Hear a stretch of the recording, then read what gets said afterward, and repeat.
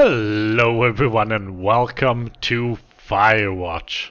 I am Exorph and this is a game that I've been waiting for like 2 years now, ever since it was announced. I am so excited about finally getting to see what has in store for us. So yeah, we're pretty much just gonna jump right in.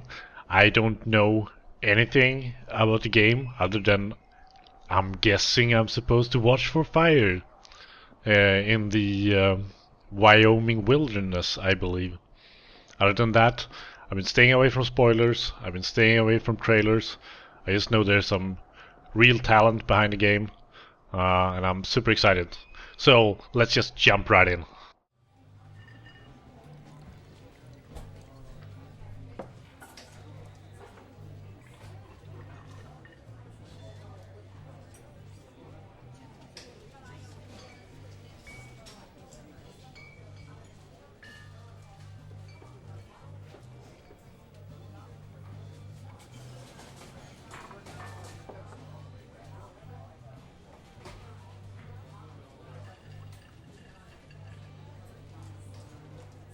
Okay.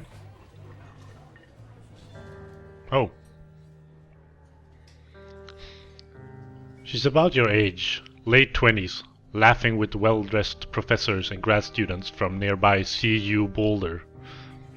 You, Henry, are out drinking with your pals. You are drunk.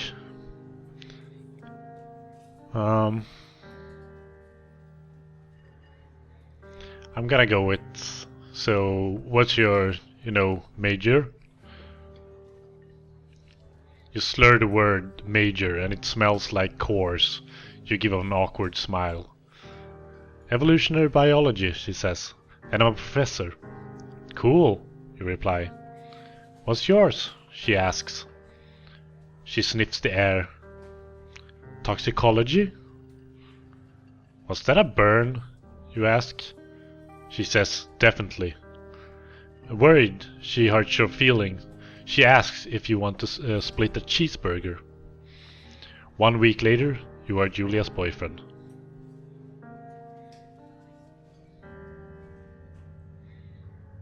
Oh?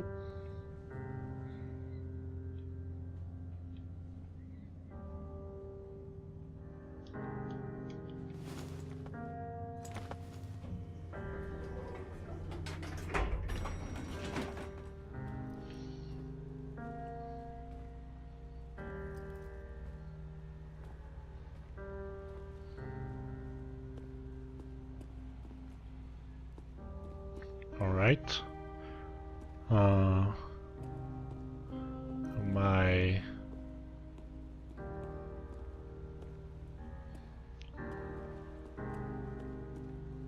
Alright. I guess I'm supposed to load my gear. Heading out to the woods, I suppose. You date for over a year. She drives you absolutely nuts. It's great. You move in, you share an apartment near the school with a view of the mountains. You two drink beers out on the deck. You drink beer just about anywhere. Life is good. Julia wants to get a dog. There's a scruffy, undersized beagle. Julia is in love. She wants to bring it with her to class. There's also an intimidating but gentle-eyed German shepherd. Nothing bad could happen to Julia while walking this dog. It's badass. Well, I'm gonna pick up the dog she liked, I guess. So, pick up the beagle, and she names him Bucket. Bucket's a good dog, and a week later you've totally forgotten about the other one. Julia loves him. You love him too.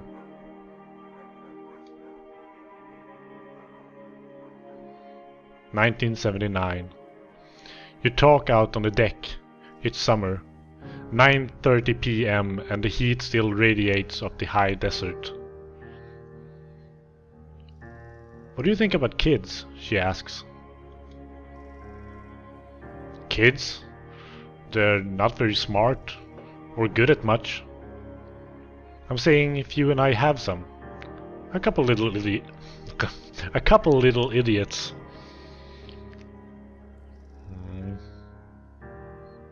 Yeah, why not? In that case, we should probably get married. Yeah, I would like that, you say. These kids are going to be screwed up enough. It's probably for the best that their parents are hitched. You say she's absolutely right.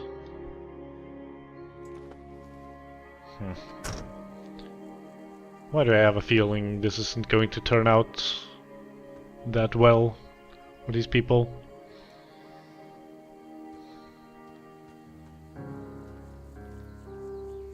So, thoroughfare trailhead. That's I guess where I am. Not forget to check in. No fireworks. So it's a place that's not recommended for inexperienced hikers. So it's a bit there's a bit of rough terrain and nature, I guess. Can I pick this up? No. Can I see where I am? It doesn't look like it. Unless I'm at Two Forks Lookout. Which I guess I'm not. Well, I suppose if I was, there would be some sort of lookout here. Maybe that's where I'm supposed to go.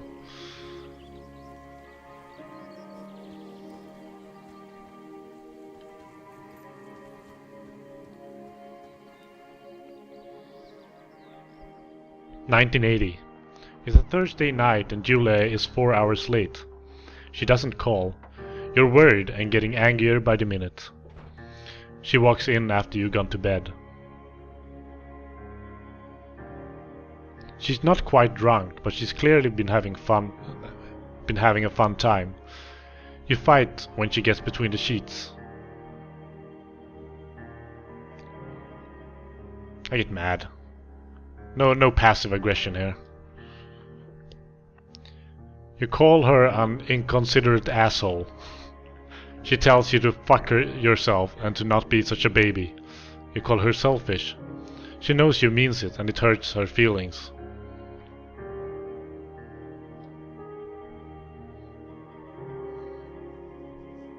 "1981.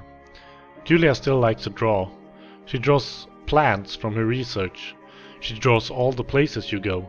She draws you.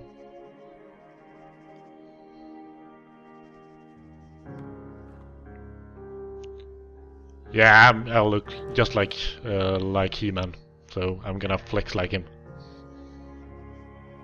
You look awesome.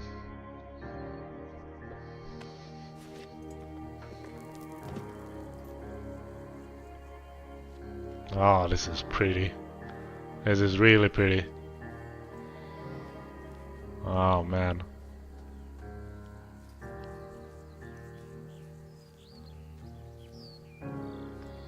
So, can I tell where we're going now? Two Forks Lookout. Yeah. Still 8 more miles. Can I do something? No. Alright. I can climb?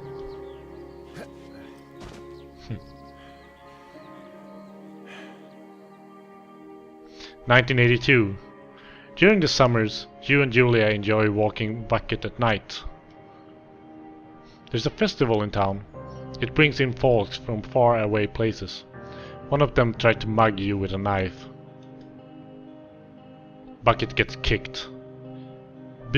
But fuck dog! Julia yells. She gets flustered and has trouble speaking when she is stressed. You confront the attacker.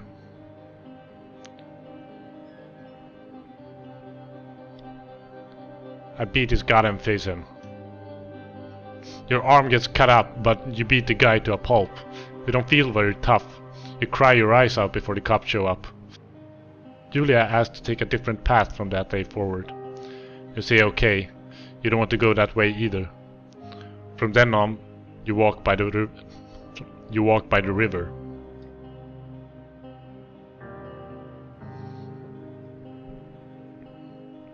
1984. Plans to have kids get waylaid by work.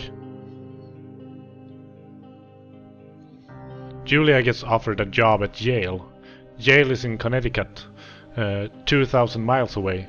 It's a great job, associate department chair. She wants to move. You absolutely do not. Yeah, if she wants to do it, then I'm not gonna convince her not to do it. Though, I mean, having to commute back and forth is a bit crazy. I'm European, so I have no idea how much 2,000 miles is, but I'm guessing it's a long way. More than 2,000 kilometers at least. But I mean, if you can, I guess you can take a plane.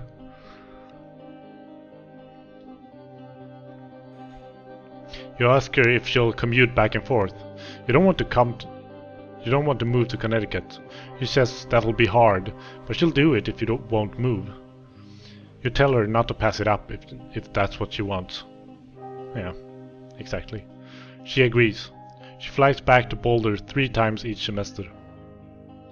That sounds reasonable. 1985. Julia is sent home from jail on paid leave after having an episode. She lost it on a colleague for borrowing books that were important to her research. She didn't remember she had happily loaned them to him just 2 days prior. Oh. She was found crying in the stairwell. Well, I mean, you should confront these things, I think. That sounds like something you should talk about, for sure. After seeing multiple doctors and having many tests, they are worried that Julia might be suffering from early onset dementia. She's 41. Jeez. You both decide to keep it as a secret for now. Oh man. That's bad. That would suck.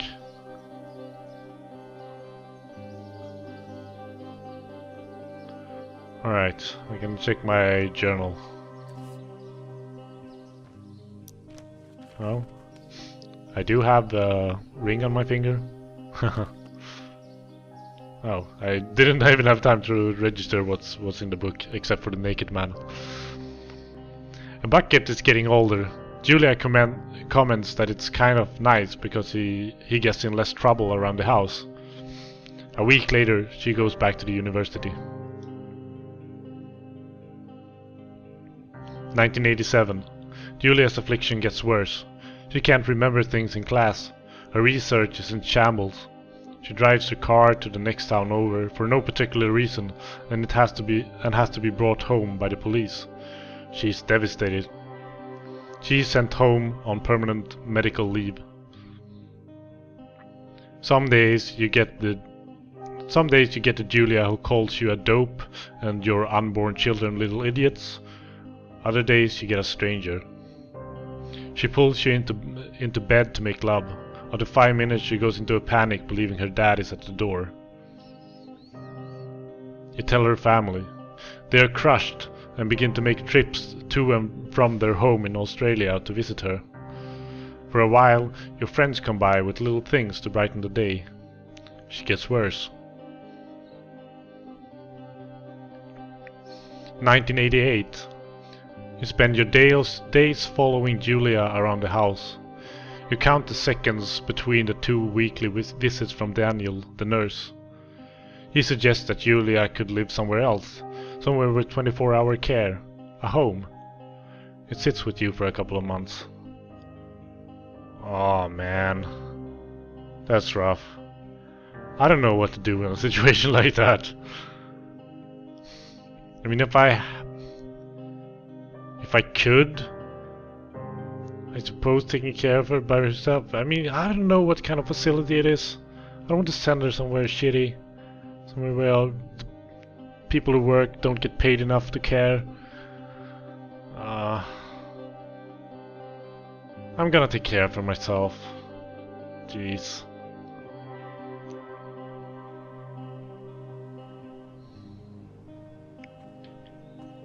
Man, this game is already affecting me way too much. So can I jump over these kind of things? Or, no, alright. It's a linear path, I guess. For now. I have no idea how it's going to play out later. But, I'm guessing there's some fire to be watched. Ooh!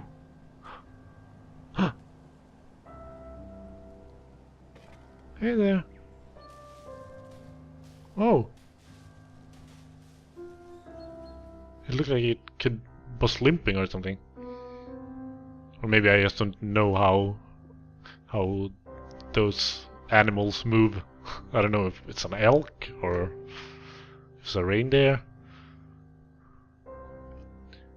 It is impossibly hard. The worst is when you get mad at her, like when she tries to cook her own food. You can't do anything without her, and she can't do anything without you. When she goes to sleep, you stay up for a few hours, drinking on the deck, watching baseball in the summer, college basketball in the winter, drinking then too.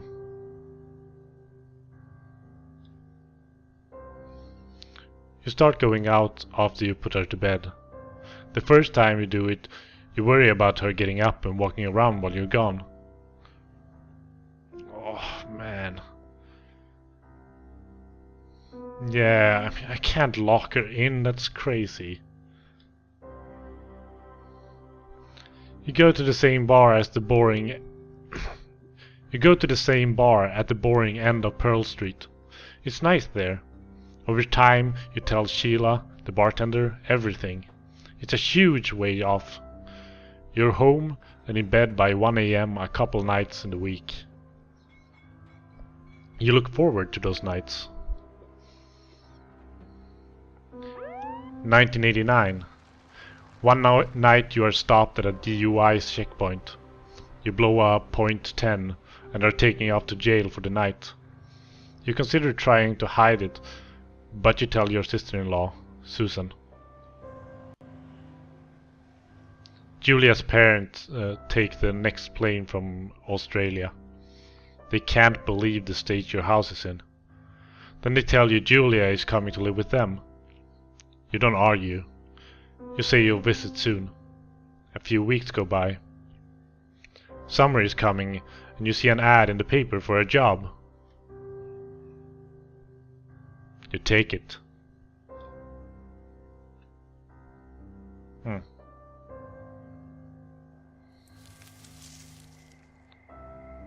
Oh. So it's 1989? Was that the last date? Yeah, this is our summer job then.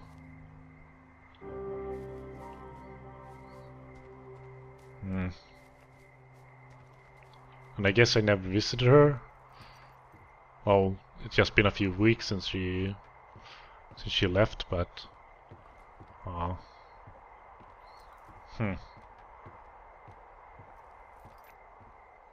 that was a lot heavier stuff than I expected for the first 20 minutes of the game.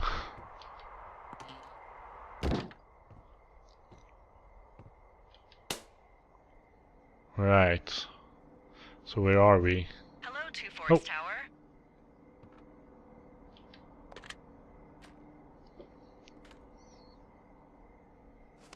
How do I? Okay.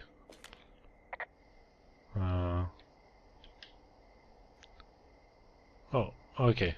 Man, that was... Hello? Whoever this is? It's Henry, right? Yeah. I'm Delilah. Yeah, that's what the guy said on the phone. So, what's wrong with you? Excuse me? People take this job to get away from something. So, what's wrong? What's wrong with you? That's a great idea. Go ahead. Look, I just hiked for 2 days, so I don't really follow whatever it is you're doing right now. You take a stab at what's wrong with me. Fine, then can I... sleep? Forever? Sure, buddy. Okay, now go ahead. Oh, I'm supposed to guess. How do I... Oh, okay, okay. Yeah, it was a bit confusing with the controls there for a second. You're just gonna wait me out on this? Ugh, fine. But I'm gonna take a second here and have a guess about you. Let's see. I don't know anything about you. I say you got fired from your job and have finally decided to write your novel. That's the sort of bullshit reason you'll find a man out in the woods. Good night. Welcome to the job. Oh, I didn't mean to. What is it with me and games where you, when you have to quickly make Morning, decisions? Henry. Well, I guess good afternoon. You probably slept like a rock. Anyway, there's still a few hours of daylight to get some work in. I can see you at your desk, so call me when you're ready. Oh. Can I check any of this out? Lamp. Photo. Oh, okay, I can't interact with these right now. I guess I have to pick up the radio. Alright, this time I'll actually talk to her. Hey, sorry. Guess I slept in. You got a relaxing, what, 14 hours of sleep? Whew. Yeah. Oh, jeez. Jesus, I guess it's what, 6? 6:45. Whoops. Don't worry about it. That hike puts everyone out of commission for a day or two. But now that you're up, let me quickly get you acquainted with the job.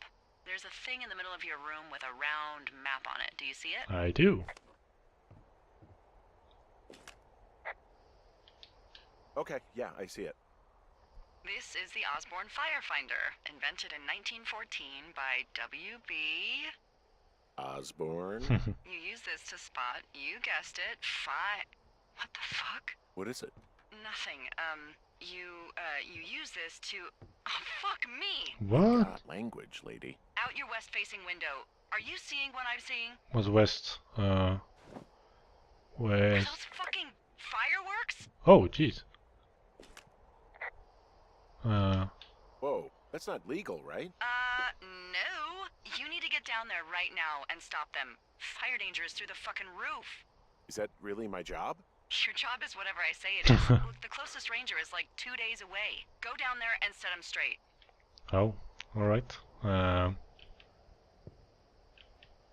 Do I write him a ticket? Easy there, Dirty Harry. Well, Get going. You'll probably need a rope to get down the shale between you and the lake, if I remember right. There should be one in the supply box on the way. The code is 1234. It's actually that for all of them. Convenient, yeah. convenient. That's one word for it. Alright. I need to get get the hang of this dialogue system. It's a bit unconventional. So yeah, I should go there pretty quickly, but I do want to take a look around the room, see what we have here. I can pick up a pine cone. I can examine it. Okay, that's great.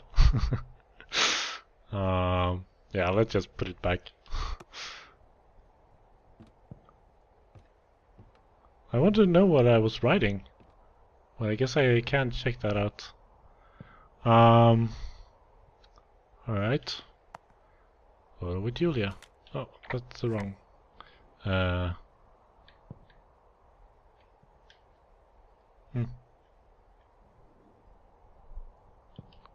I guess I've been decorating a bit already. Alright, so you got some fire extinguishers. That's probably good to have when you're watching for fire. Coffee percolator. Alright, so I guess the game has established that not all items are actually useful if you can pick them up. Got a cookbook. National Forest Guidebook. Space. What does that say?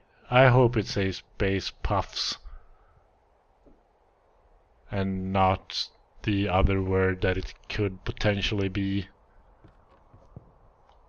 I can't crouch, so I can't get any closer. Dr. President?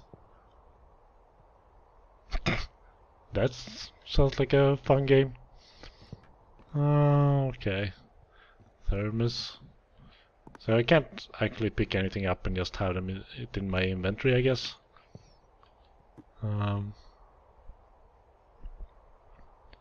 Birds of Wyoming, the Patriots, Distracted 2, Glory. I don't know what those are. Can't open the toolbox. Yeah, it's May 1989. If that's the correct map. Okay, so time to head out, I guess.